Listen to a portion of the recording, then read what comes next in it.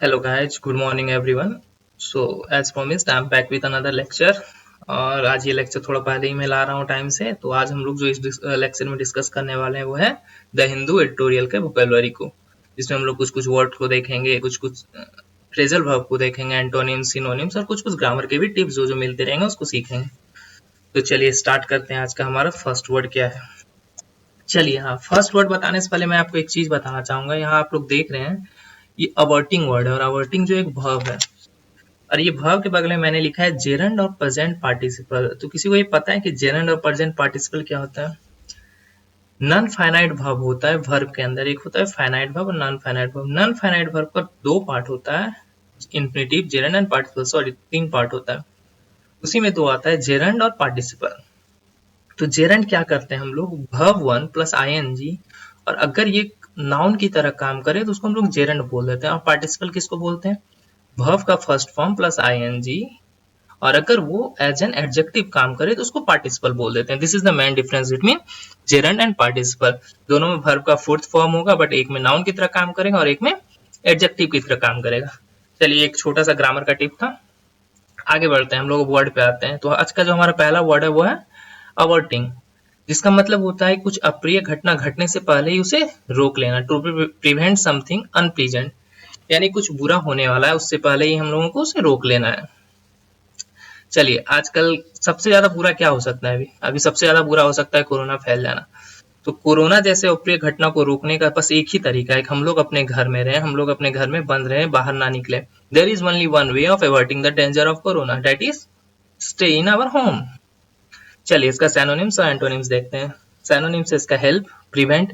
Prevent जो है most appropriate synonyms है। एंटिसिपेट, न्यूट्रलाइज, एंड एंटोनिम्स जो है स्मूथ, इनकरेज, परमिट, अलाउ।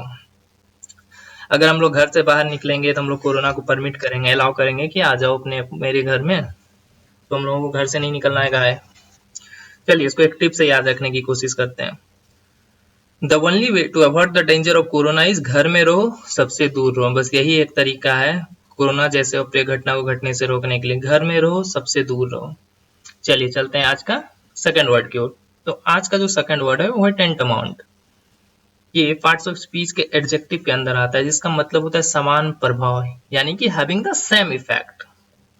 जैसे कि क्रिमिनल को बचाना या क्राइम करना, दोनों जो है सेम इफेक्ट का काम है, दोनों का सेम प्रभाव है। That is protecting the criminal is tantamount to committing the crime yourself. इसका सिनोनिम्स देख लेते हैं। आइडेंटिकल, इक्विवेलेंट, डुप्लीकेट और लाइक।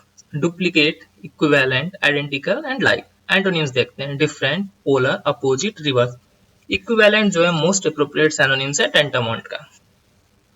ठीक है, चलिए इसको टिप्स देखते हैं। इसका smoking and drinking is tantamount to committing suicide. बिल्कुल सही है। आप स्मोक करो, ड्रिंक करो, इसका सेम प्रभाव है जो कि आप सुसाइड करना है। इससे अच्छा सुसाइड कर लो अगर स्मोकिंग एंड ड्रिंकिंग करना है तो, क्योंकि ऐसे भी एट द लास्ट में स्मोकिंग करने से तो एक बार स्मोक करने से 8 मिनट जिंदगी के कम होते हैं। सो ध्यान दीजिए, नो स्मोक, नो ड्रिंक। चलिए चलते हैं आज के थर्ड वर्ड की ओर। जो हमारा आज का थर्ड वर्ड है वो है लिम्बो। लिम्बो में एक पार्ट्स ऑफ स्पीच का एक नाउन है, जिसका अगर हिंदी में हम लोग मतलब देखें, अनिश्चितता की स्थिति, एन अनसर्टेन सिचुएशन। वैसा सिचुएशन जिसको आप कंट्रोल ना कर सकें, जिसको आप कभी चाहे नहीं कोई सिचुएशन आए बट वो आए और आप उसे कंट्रोल ना कर सकें। जैसे कि अभी भी हम लोग लिम्बो में फंसे हुए हैं कि कोरोना का कोई वैक्सीन आएगा या नहीं आएगा। जब तक कोरोना का वैक्सीन नहीं आएगा तब तक हमारा ये लिम्बो खत्म नहीं होने वाला है। We will be in a state of limbo till we hear of covid vaccine. हम लोग तब तक अनिश्चितता की स्थिति में रहेंगे जब तक कि हम लोग कोरोना के वैक्सीन के बारे में सुन ना लें। चलिए, इसका सिनोनिम्स होता है नोवेयर, नेदरवर्ल्ड, पेंडिमोनियम, पर्डिशन। एंटोनिम्स होता है सर्टेनिटी, श्योरनेस, श्योरिटी, अदरवर्ल्ड। टिप से इसको याद रखने की कोशिश करते हैं। हम लोग अभी लिम्बो में फंसे हैं कि घर में रहकर कोरोना से बचें या फिर भूखे मरे। बिल्कुल सही बात है, इकोनॉमी की कंडीशन इतनी खराब हो रही है, लोगों के जॉब जा रहे हैं, लोग घर में रहकर कोरोना से बचें या घर में रहकर भूख से मरे। लोगों के पास कोई चॉइस ही नहीं बच रहा है। चलिए चलते हैं, आज का हमारा फोर्थ वर्ड है। तो हमारा जो आज का फोर्थ वर्ड है वो है अनएम्बिगुअस। अनएम्बिगुअस जो कि ये पार्ट्स ऑफ स्पीच का एडजेक्टिव के अंदर आता है, इसका मतलब होता है स्पष्ट, clear. Admitting of no doubt और मिसअंडरस्टैंडिंग, यानी कि पूरा कॉन्सेप्ट क्लियर हो जाना, क्लियर कट, क्रिस्टल क्लियर। चलिए, अब आजकल ऐसा हो रहा है, पहले तो हम लोग देख रहे थे कि कोरोना का सिम्टम क्लियर था कि जो जो फ्लू का सिम्टम है सेम वही सारा कोरोना का सिम्टम है, बट अब ऐसा हो रहा है कि the symptom of corona is not unambiguous, यानी कि अब स्पष्ट ही नहीं है, अब कोरोना का कोई सिम्टम ही नहीं है, वो भी अपने आप को एनवायरमेंट में ढाल रहा है, वो भी अपने सिम्टम को धीरे धीरे चेंज कर रहा है। तो चलिए इसका एंटोनिम्स एंड सिनोनिम्स देखते हैं। क्लियर कट, क्रिस्टल क्लियर, एकदम दो मोस्ट अप्रोप्रिएट सिनोनिम्स हुआ अनएम्बिगुअस का। Distinct, straightforward. एंटोनिम्स देखिए, अननोनेबल, ग्रेजी, imprecise, indefinite. There is no clear cut policy for migrant workers. इसका सिनोनिम्स का एक एग्जांपल देख लेते हैं। अभी तक कोई भी माइग्रेंट वर्कर का कोई भी क्लियर कट पॉलिसी नहीं है, यानी कोई भी एक स्पष्ट पॉलिसी नहीं है कि उन लोग को क्या करना है, घर ले जाना है, कहाँ ले जाना है। हालांकि अभी सरकार ने एक पॉलिसी के तहत सभी माइग्रेंट वर्कर को अपने अपने घर पहुंचाना है स्टार्ट किया है, तो इससे आप रिलेट कर सकते हैं। इसलिए मैं अभी एकदम करंट का एग्जांपल सारा देता हूं जिससे कि आप वर्ड को अच्छी तरह से रिलेट कर सकें। चलिए इसको टिप से याद रखने की कोशिश करें, बहुत मस्त टिप है। वो इतनी बार वॉशरूम जा चुका है कि ये तो अनअम्बिगुअस है कि उसको लूज मोशन है। ये तो अब स्पष्ट हो गया कि भाई इतनी बार वॉशरूम जा चुका है यानी कि उसको लूज मोशन है। चलिए आज के फिफ्थ वर्ड की ओर चलते हैं। आज का जो हमारा फिफ्थ वर्ड है वो है सोलेसियम।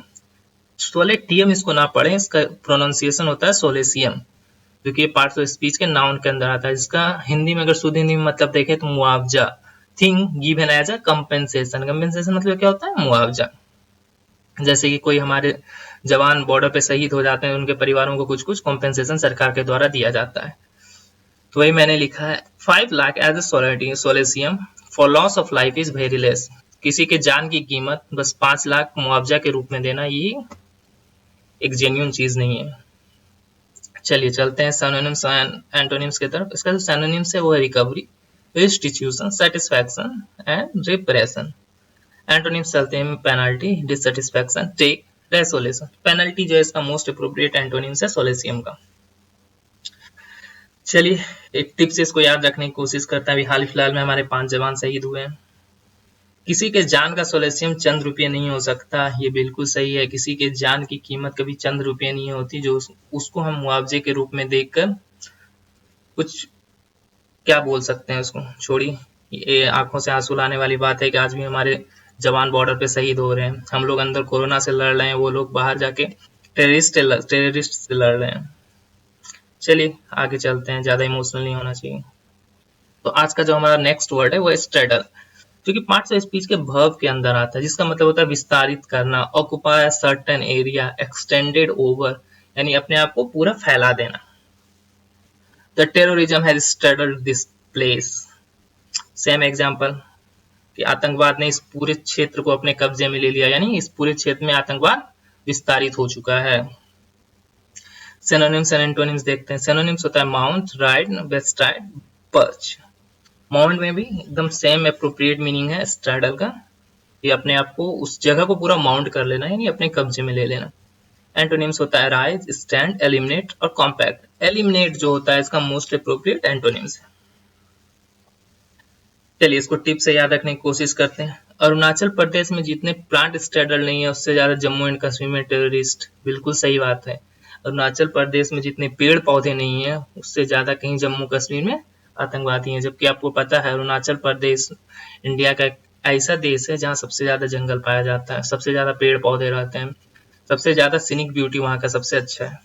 चलिए चलते हैं आज का 7th वर्ड की ओर। आज का जो हमारा 7th वर्ड है वो है ड्वेल्ट। ये एक वर्ब है, इसका मतलब होता है एक स्थान पे रहना, मतलब एक स्थान पर जो रह गए हो वहीं पर रहना। Tribes dwelt in the middle of the forest. सबको पता है कि आदिवासी कहाँ रहते हैं, जंगलों में ही रहते हैं। वो कभी मैन फोर्स के साथ यानी पूरा लोगों के साथ आके शहर में या गांव में नहीं बस सकते, उनका जगह ही है जंगल। वो उसी एक स्थान पे रहते हैं, यानी कि आदिवासी जंगल में बीच में जाके रहते हैं, वो उनका स्थान है। चलिए इसका सिनोनिम्स देखते हैं। इसका सिनोनिम्स है life, half, inhabit, consist. Inhabit इसका मोस्ट अप्रोप्रिएट सिनोनिम्स है। Abandon, avoid, migrate, proceed. But हम लोग जंगलों को काट काट कर मजबूर कर रहे हैं ट्राइब्स को, जंगली जानवरों को, कि वो लोग जंगल से माइग्रेट होके मार्केट की ओर आए, मेन फ्रेम में आए, जो कि ये बिल्कुल सही नहीं है। टिप से इसको याद रखने की कोशिश करते हैं। जानवर ड्वेल्ट इन फॉरेस्ट, बट अगर जंगल बर्बाद हुआ तो हमारा दरवाजा खटखटाएंगे, बिल्कुल सही है। जानवरों का स्थान क्या है, जंगल है। अगर हम लोग जंगल को बर्बाद करेंगे तो वो मेन फ्रेम में आएंगे, मेन मार्केट में आएंगे, लोगों के दरवाजे पे आके खड़े रहेंगे। उस टाइम फिर इंसान और जानवरों के बीच में भिड़ंत देखने को मिलेगा। तो लोग बोलेंगे कि जानवर क्यों अपना जगह छोड़ के यहाँ आ रहे हैं, जबकि उसकी करनी धरनी जो है वो सबकी जिम्मेदारी हमें खुद लेनी चाहिए, क्योंकि हमने उसके जगह को बर्बाद किया तो वो कहाँ जाएंगे। चलिए आते हैं आज के लास्ट वर्ड की ओर, जिसको बोलते हैं वेगोरस। वेगोरस एक एडजेक्टिव है जिसका मतलब होता है सशक्त, वेरी फोर्सफुल, वेरी एनर्जेटिक। आप सब ने जिन लोगों ने जिस जिस कंपटीशन की तैयारी की है या कर रहे हैं, सब लोग जानते हैं बाबू वीर कुंवर सिंह। उनके जैसा एनर्जेटिक बंदा, वो भी 80 साल की उम्र में, बहुत रेयर देखने को मिलता है। तो मैंने वही एक एग्जांपल लिया है। Babu Veer Kunwar Singh was vigorous into her 80s। वो अपने 80s में भी इतने सशक्त थे, इतने फोर्सफुल थे कि अंग्रेजों के छक्के छुड़ा दिए उन्होंने। चलिए आज देखते हैं हम सिनोनिम्स एंड एंटोनिम्स चलते हैं। सिनोनिम्स होता है dynamic, effective, forceful and potent. Antonyms होता है ineffective, sluggish, weak and incapable. Incapable जो होता है मोस्ट अप्रोप्रिएट इसका एंटोनिम्स है, इफेक्टिव जो है इसका, और फोर्सफुल मोस्ट अप्रोप्रिएट सिनोनिम्स है। चलिए इसको एक टिप से याद रखने की कोशिश करते हैं। आजकल की महिलाएं जितनी विगोरस है उतना तो पुरुष सोच भी नहीं सकता। दंगल मूवी में सबने देखा है ना, बिल्कुल देखा होगा, फोगाट सिस्टर्स का कैसे लड़कों को उठा उठा के पटक रही थी। यानी कि आजकल की महिलाएं पूरी तरह से सशक्त हो चुकी है। तो गाइस जिन लोगों ने अभी तक चैनल को सब्सक्राइब नहीं किया है, प्लीज जाएं चैनल को सब्सक्राइब करें, लाइक करें, कमेंट करें, शेयर करें चैनल को, सो कि इस तरह के वीडियो हम लोग डेली लाते रहें और साथ ही साथ ग्रामर के कंटेंट्स भी लाते रहें। ग्रामर का भी बेसिक लेक्चर चालू है, आप लोग जाके प्लेलिस्ट में चेक कर सकते हैं। ये हमारा वोकैब सेक्शन है जो पर डे मॉर्निंग में आएगा। So guys if you like the video please share and subscribe the channel. If you don't like the video अपना कीमती सुझाव हमें कमेंट बॉक्स में दें। हम लोग फिर से वापस आएंगे ग्रामर के एक बेसिक लेक्चर के साथ। देखते हैं आज हम लोग ग्रामर में क्या स्टार्ट करते हैं। चलिए गाइस, थैंक यू ऑल।